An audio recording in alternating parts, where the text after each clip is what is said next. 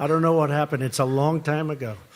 Mr. President, it's been a busy week for you on the international stage. You're leaving the summit here in Singapore having determined that Kim Jong-un is a talented man.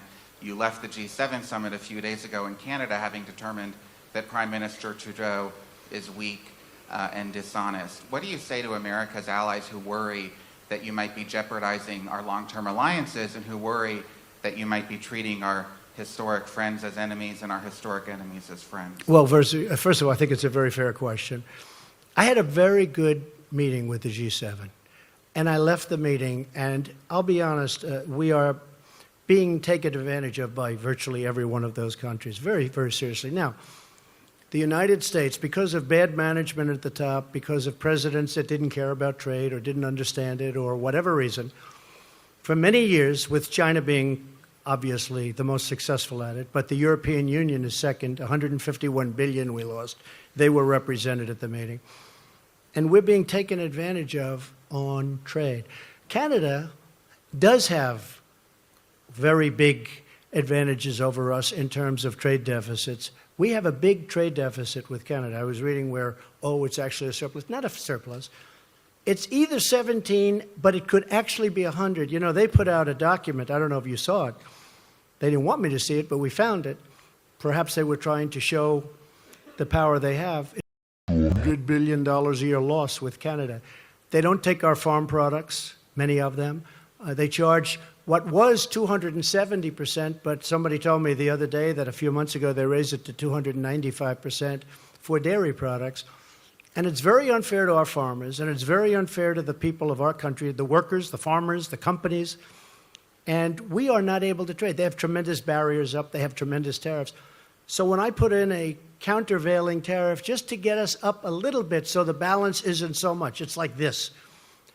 They said, oh, that's so terrible. I said, what's terrible? We have to catch you a little bit. We have to have a little balance. Even if it's not complete, we have to have a little balance. I say this with many countries. Anyway, we finished the meeting. Really, everybody was happy. And I agreed to sign something. I asked for changes. I demanded changes, and those changes were made. In fact, the picture with Angela Merkel, who I get along with very well, where I'm sitting there like this, that picture was, we're waiting for the document because I wanted to see the final document as changed by the changes that I requested. That was a very friendly, I know it didn't look friendly, and I know it was reported like sort of nasty both ways. I was angry at her. Actually, we were just talking, the whole group, about something unrelated to everything, very friendly, waiting for the document to come back so I could read it before I leave. Anyway, I left and it was very friendly. When I got onto the plane, I think that Justin probably didn't know that Airforce One has about 20 televisions. And I see the television, and he's giving a news conference about how he will not be pushed around by the United States. And I say, push him around. We just shook hands. It was very friendly. Look, countries cannot continue to take advantage of us on trade. The numbers are out. Over the last couple of years, and over the last many years, but over the last couple of years, this country has lost $800 billion on trade with other countries, the biggest one being China. $800 billion. $151 billion with the European Union. They don't take our agricultural products, barely. They don't take a lot of what we have, and yet they send Mercedes into us. They send BMWs into us by the millions. It's very unfair. And it's very unfair to our workers, and I'm going to straighten it out, and it won't even be tough. Okay? Thank you.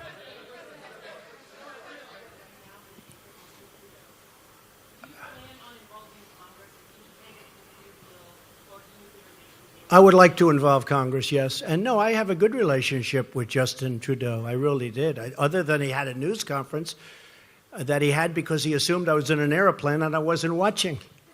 He learned that's going to cost a lot of money for the people of Canada. He learned. You can't do that. You can't do that.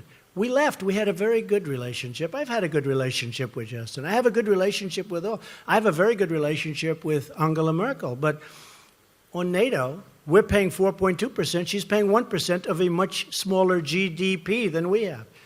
We're paying 4.2% on a much larger. We're paying for, anyone can say from 60 to 90% of NATO. And we're protecting countries of Europe. And then on top of it, they kill us on trade. So you just can't have it that way. It's unfair to our taxpayers and to our people. But no, I have a good relationship with Justin, and I have, I think, a very good relationship with Chairman Kim right now. I really do. I hope it's good, because if it is, we're going to solve a very big problem. I think we've gone a long way to solving it today. Should we keep going for a little while? I don't know. It's up to the legendary Sarah Huckabee Sanders.